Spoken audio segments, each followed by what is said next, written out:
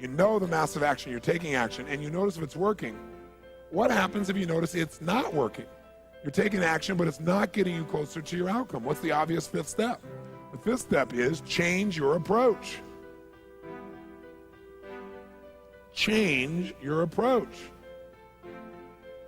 If what you're doing, your acuity says, is not working, change it. Now, what if you change your approach and that's still not working? Then what would you do?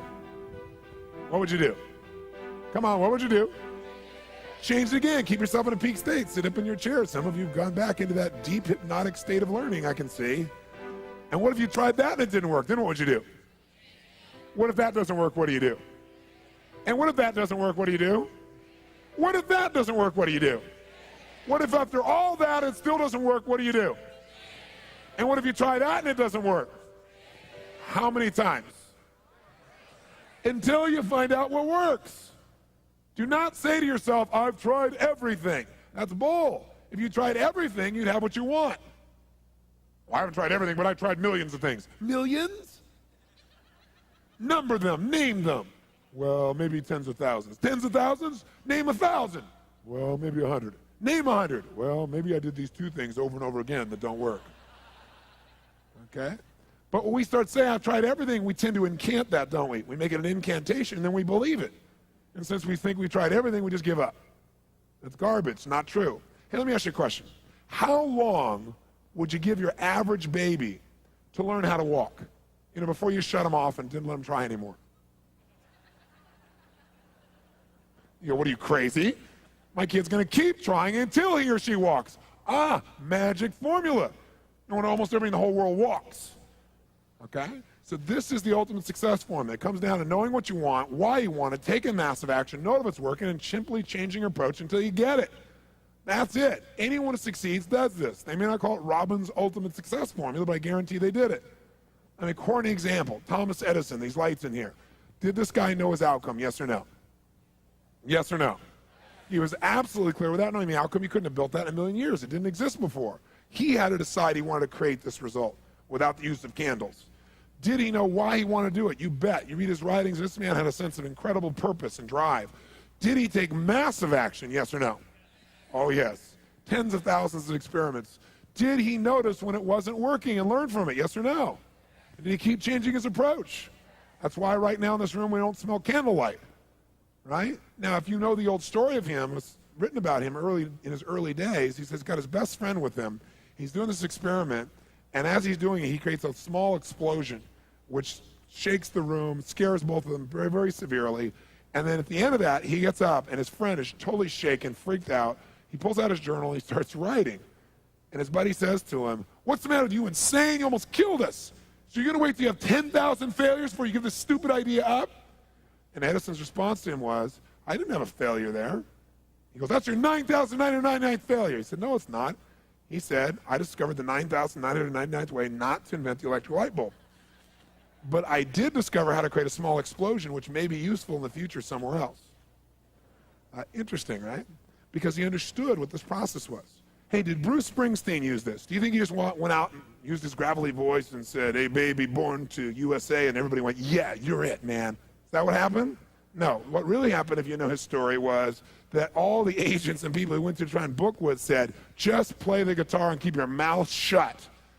Your voice is gross sounding. It's gravelly. It's irritating. No one is going to like the stuff. Keep your mouth shut and play the guitar.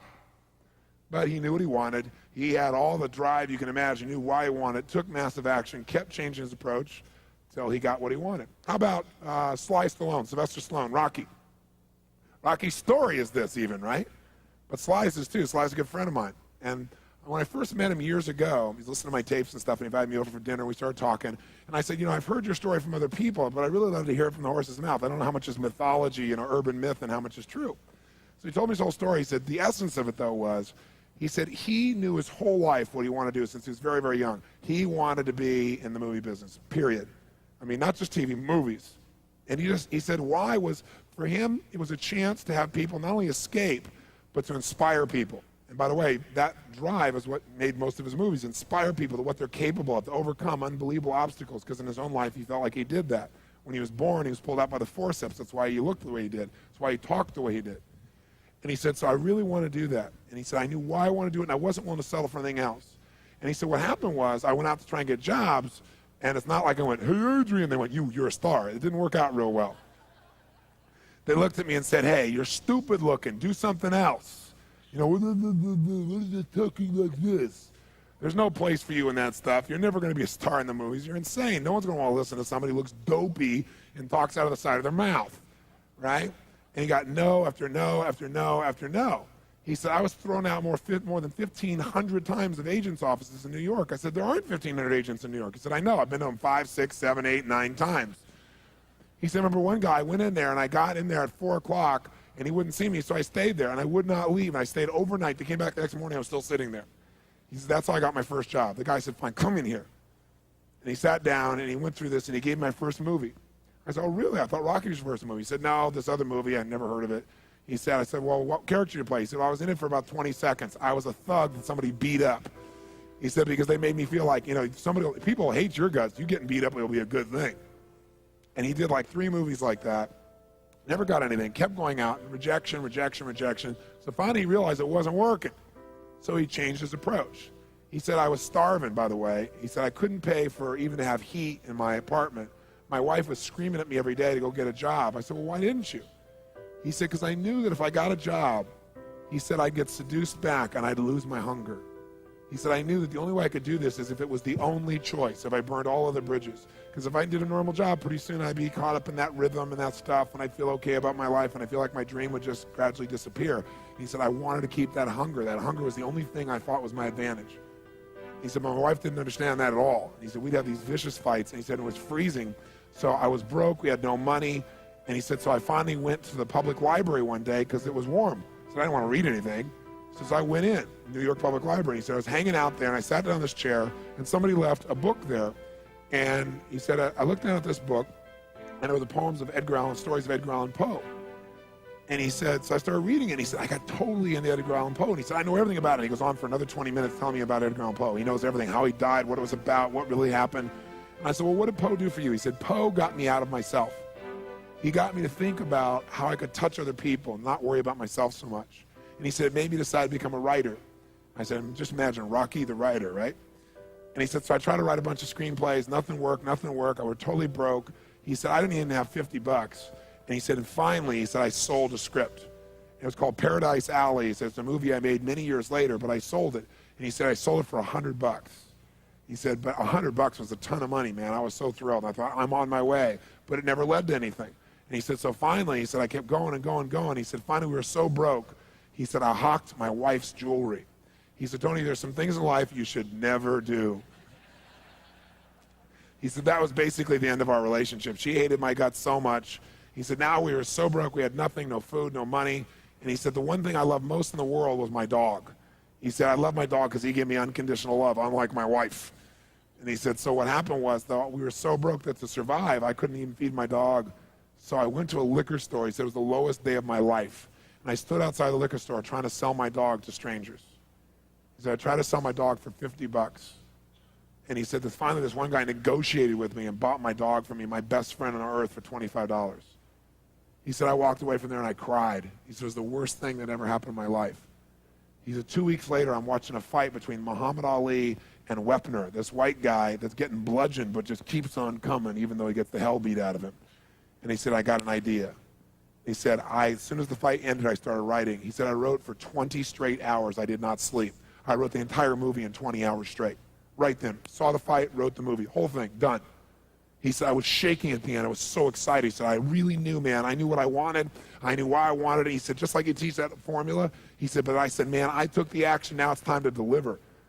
And so he said, I went out and started trying to sell it to agents. And they all would read it, and they'd say, you know, this is predictable. This is stupid. This is sappy.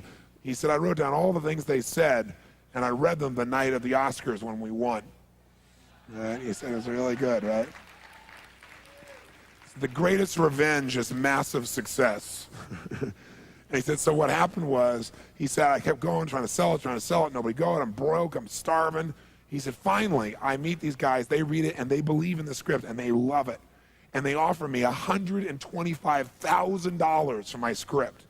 I said, oh my God, you must have been out of your mind. He said, I was. I said, just one thing though, guys, you got a deal based on one thing. And they said, what's that? He said, I got a star in it. They went, pfft. What are you talking about? You're a writer. I said, no, I'm an actor. I said, no, you're a writer. I said, no, I'm an actor. That is my story, and I'm Rocky. He said, I got to play it. I got to be the head person. I got to be the starring role. And they said, there's no way. We're not going to pay you $125,000, take some no name and stick you in that and throw our money away. We need a star, And they want to have Ryan O'Neal play Rocky, to give you a picture. Can you imagine? That's who they'd picked, right? And so he said, no way, Ryan O'Neal isn't Rocky. I'm Rocky. Went through this whole thing, right? They said, well, take it or leave it. He said, I left the room. I said, if that's what you believe, you don't get my script, and he left. Here's a man with no money, none, totally broke, offered $125,000 more money he'd seen in his lifetime, and he walked away because he knew his real what? Knew his real what? And why he wanted it. He was committed to it. So he said they called him a few weeks later, and they came and brought him back, and they offered him $250,000 not to star in his own movie. He turned it down, $250,000. They came back, their final offer was $325,000. They wanted this thing. He said, not without me, and they said no. They finally compromised, and they gave him $35,000 and points in the movie, because they said, if this is going to happen, then you're going to take the risk with us. And the bottom line is, we don't think it'll work, but at least we won't spend a bunch of money on you. And then they only spent $1 million to make Rocky, and it grossed $200 million at the time. I mean, it was done pretty well. But what's interesting about this is, I said, what'd you do? I mean, even $35,000, it's not $250,000. That's a lot of money when you don't have 25 bucks. I said, what's the first thing you did? I figured you went out and partied or something. He said, I went to that liquor store for 3 straight days and hoped that the man who had my dog frequented the store. He said, because I want to buy back my dog. I thought that was so cool, right? That was really cool. I said, what happened? He said, third day I was there, this guy walks by, and I see him, and I can't believe it, and there's my dog. And I looked at him, and I said, sir, remember me? And he said, it's been about a month and a half by the time this had all come about. And he said, remember me? I'm the guy who sold you the dog. And I goes, yeah, I love the dog. He said, look, I was so broke, I was starving. He's my best friend. I'm sure you love him too, but I got to have him black. Please, I beg of you. He said, I'll pay you $100 for the dog. I know you paid me $25, but I'll give you $100. The man said, absolutely not, no way. It's my dog now, you can't buy him back, right? And Sly said, Tony, you say know your outcome? I said, yeah. He said, I knew it. And he said, I kept changing my approach, so I went $500 for the dog. The guy said, absolutely no way. He said, $1,000 for my dog. The guy said, no amount of money on earth is ever going to get this dog for you. I said, what'd you do? He said, I knew my outcome, right? Because he listened to these tapes, kept to him. He said, I decided to take massive action. He said, I got my dog. I just kept changing my approach, so I got it. I said, what'd it cost you? $15,000 and a part in Rocky. The guy's in Rocky.